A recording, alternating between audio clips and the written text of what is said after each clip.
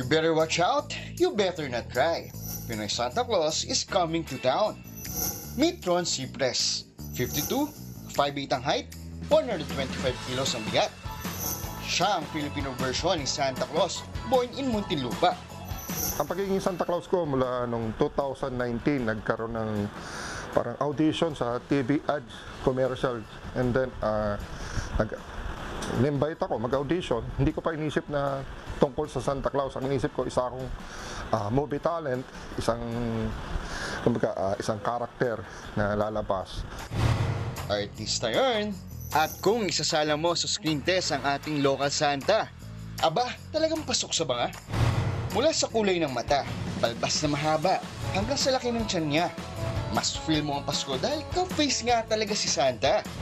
Di talaga nakapagtataka na maging in-demand siya. Malabas ako sa mga mall, sa mga barangay, sa mga hotel, sa mga depende, sa mga Christmas party, meet and greet. Speaking of meet and greet, puntahan ko na nga ang Pinoy Santa na hit. Assistant ni Santa muna ang pick ko for today. Pawisin ang Lolo Santa nyo. Ayaw pang magretiro. Mainit. So kailangan talaga, bini-baby si Santa. Parang malaki-laki to. So dapat naka-tuck in po. Ito, pinapasok po sa loob. Kung kaya naman pala nyo mag-isa, dami nyo pong pinapagawa sa akin. Pero teka, ipakikilala ko muna ang tunay na PA/Mrs. ni Santa, si Ate Candy. Siyempre po, pagmamahal ko sa kanya yan. Gusto ko maasikaso siya sa lahat ng mga ginagawa niya. At bago ko siya ilabas sa kalsada, galaw-galaw muna tayo, Santa. A for effort ang lolo nyo. Suko na siya, oh.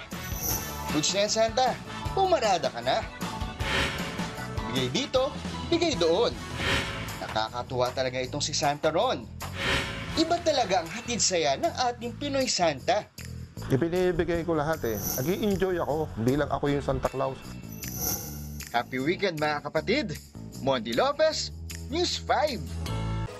Mga kapatid, Nikki de Guzman po. Iba na ang may alam at may pakialam sa panahon ngayon. Para sa tuloy-tuloy na balitaan sa Frontline kahit weekend, mag-follow at mag-subscribe sa social media pages ng News 5.